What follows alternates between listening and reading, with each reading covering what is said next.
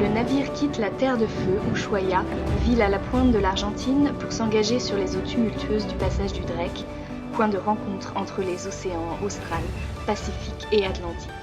Un périple de 2 jours chevauchant des vagues pouvant atteindre jusqu'à 10 mètres pour accéder enfin au pôle Sud, le continent blanc, l'Antarctique. This is Port Charcot, and it's a special place in Antarctic history because this was the first place that the French explorer Jean-Baptiste Charcot overwintered. This was in 1903. Now, Charcot was a rich man, unlike most people who set up expeditions, so he was able to partly fund his own expedition and build an extremely strong ship. He was a very keen yachtsman, so he knew about boats, and he sailed up and down the coast, finding new places, surveying them, collecting scientific information. Charcot, he's not well known even in France, but he was an extremely good leader, took great care of his men, and one of the things he did was each man's bunk had a door on it, a sliding door, so the man could hide away from everyone else and have a bit of privacy.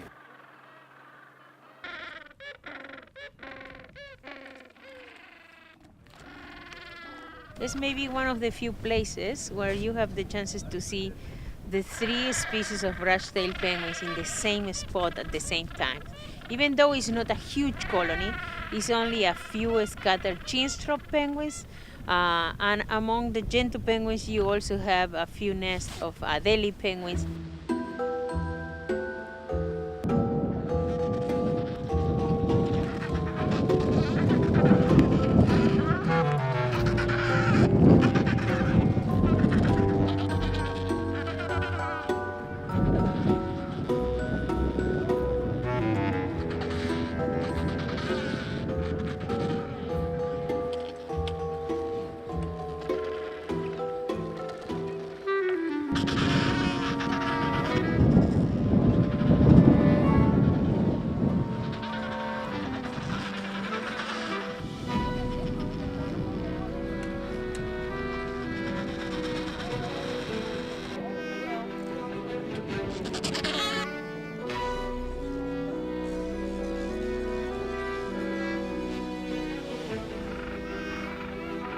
So we're here on the central western Antarctic Peninsula at Nico Harbor.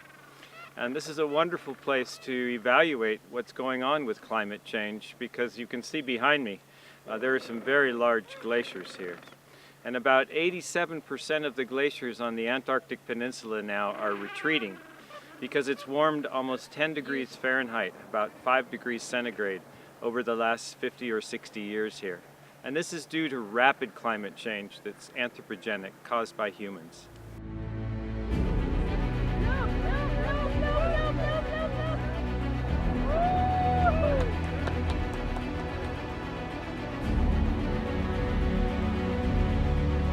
I've been working in Antarctica for 30 years, and the last 20 at Palmer Station, which is close to us here. And in the 20 years I've been going to Palmer Station, I've seen a lot of changes. Not only the glacier is receding behind the station, but the sea ice is disappearing along the peninsula. As much as 40% of the sea ice has disappeared in the last 30 or so years. And then the animals are being affected as well. Most notable is the Adelie penguin.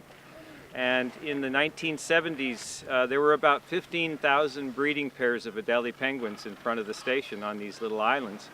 And through the work of Bill Fraser, it's been documented that about 90% of those penguins have disappeared. And they really haven't gone elsewhere. They've actually just disappeared. And the reason for that is several different things. One is that as the air is getting very warm here in Antarctica, it's actually becoming more humid. And it's snowing later than it used to.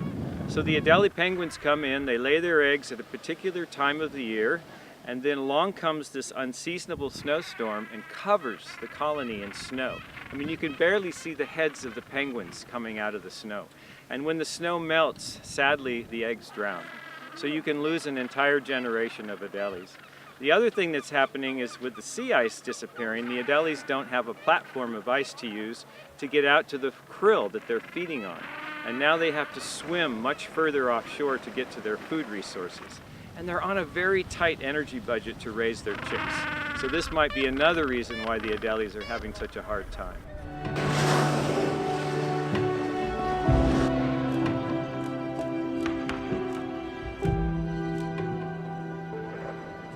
Well, all around the ship right now we have humpback whales. They're in individuals, but they're also in small groups. We've got groups of 2s, groups of 3s, groups of as many as 7 or 8, and they're everywhere for at least a mile around us. My best estimate for this one is about 100. Well, these are humpback whales, and they're called humpback whales because they have a hump in their back when they dive down.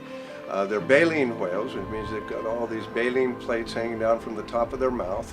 And in this particular species, there's about 250 of them, and they are frayed on the inside so that they go through the water with their mouth open, and then they close their mouth, and inside is the water and also krill.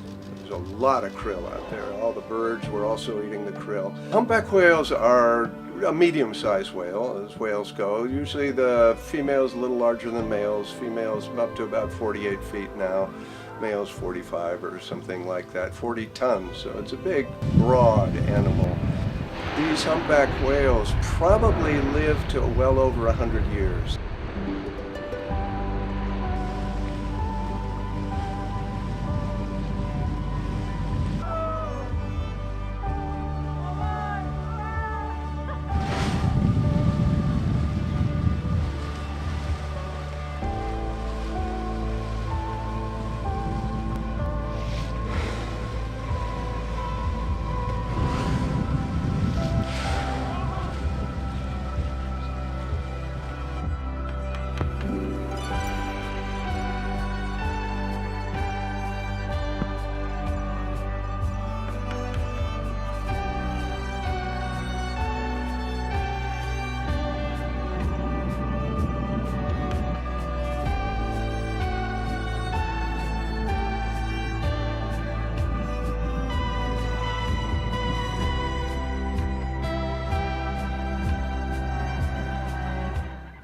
We've got these Weddell seals, named after Captain Weddell, who was a sealing captain in the early 1800s.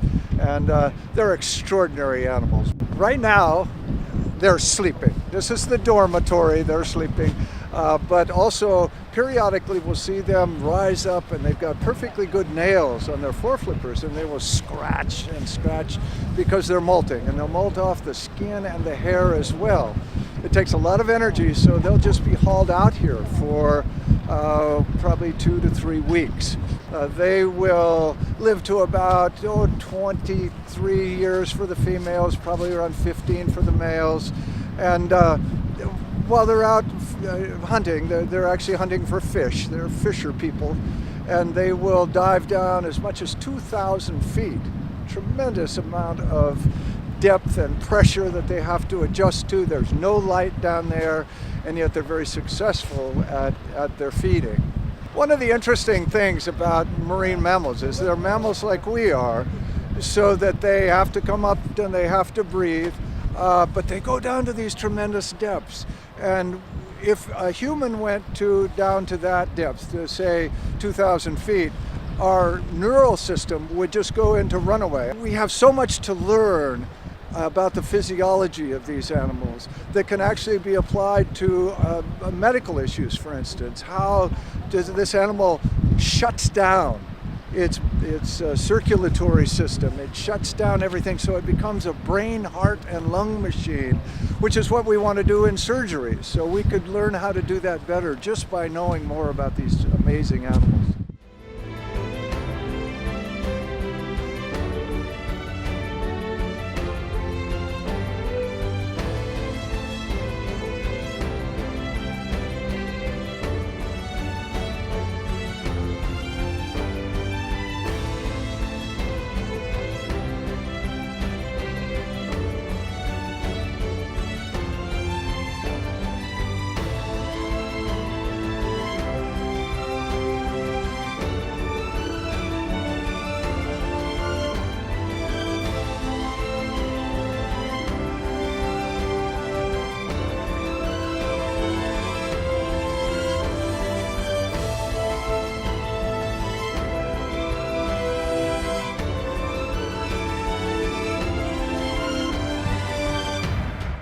We'll have a few roosting blue-eyed shags or blue-eyed cormorants, and they're not nesting on this island. They need kind of cliff areas with ledges, and there's a few kind of in the distance that they probably are nesting, and they're just using this as a roost.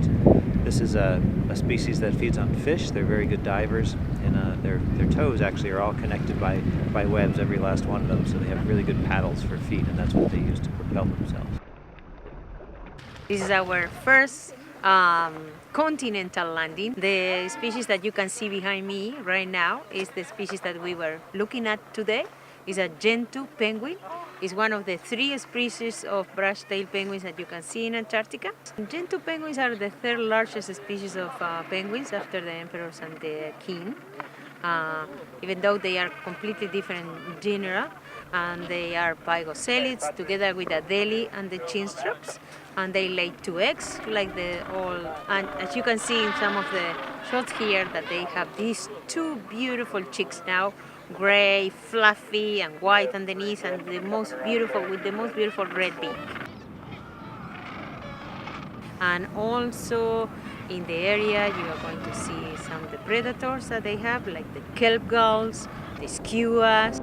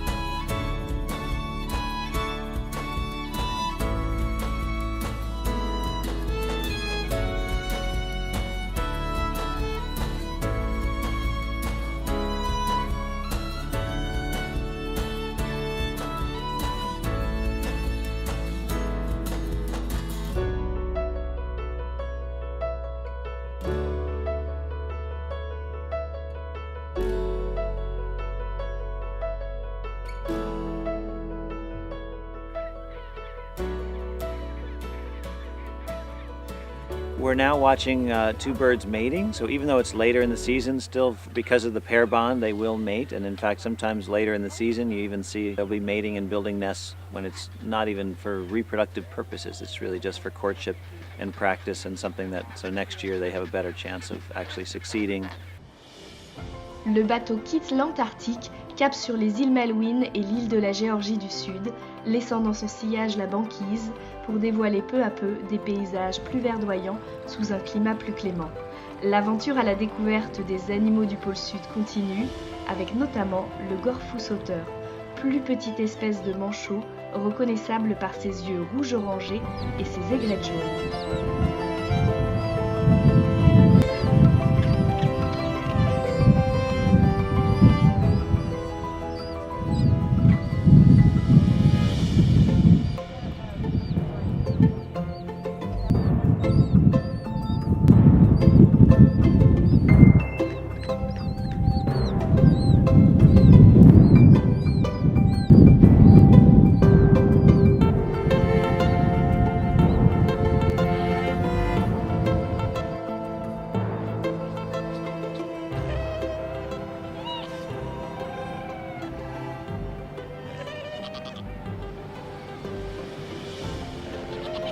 South Georgia is the concentration, the world's concentration of a little fur seal called the Antarctic fur seal.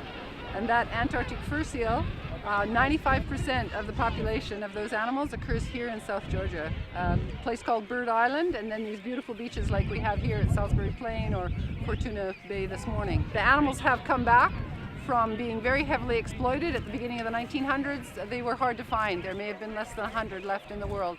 But with protection, they're very productive, reproductively successful, and so the numbers have come back to possibly 3 to 4 million.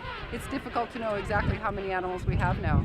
They're a beautiful little fur seal. They are an otarid seal.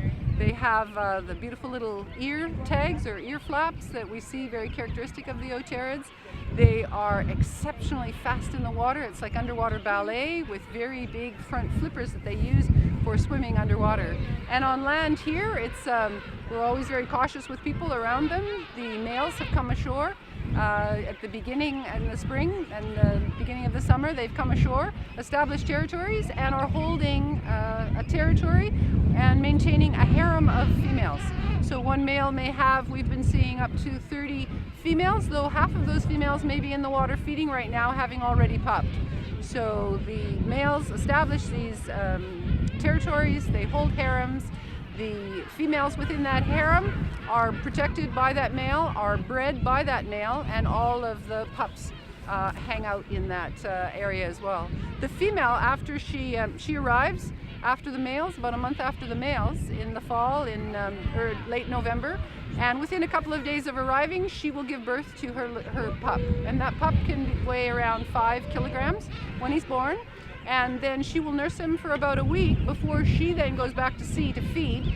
But she will come back every 1 to 2 days to continue nursing that little pup until he's 4 months old. And he'll be weaned at 4 months of age. And so the fabulous new research has shown that the female recognizes her pup, because when she comes back to the beach, there are hundreds, if not thousands, of pups on the beach. She recognizes her pup and he recognizes his mother by the scent. So they have what's called a scent characteristic, and that seems to be encoded in the genes as they're, being developed.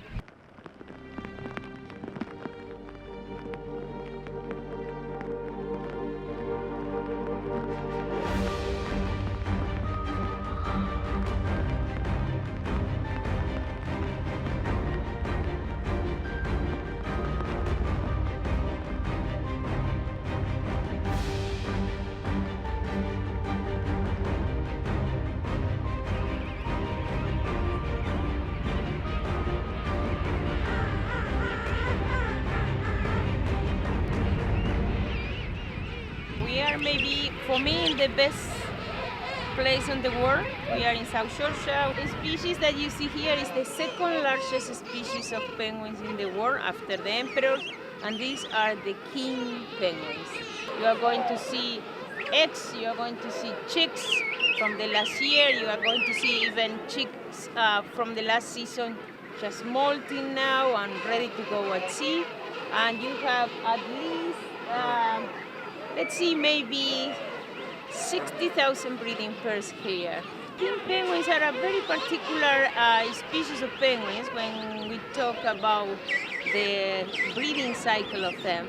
Maybe with other seabirds has the longest breeding cycle, talking about how long it takes for a pair to rear a chicks. They take a year, more than a year, if you also include the molting of the chicks. The adults they can rear 2 chicks every 3 years. Sometimes they can skip the season, sometimes they are ready to start the game, but they are not going to make it, because you have to remember that all the chicks that hatch for the eggs late February or March, and these are going to be failures breeders.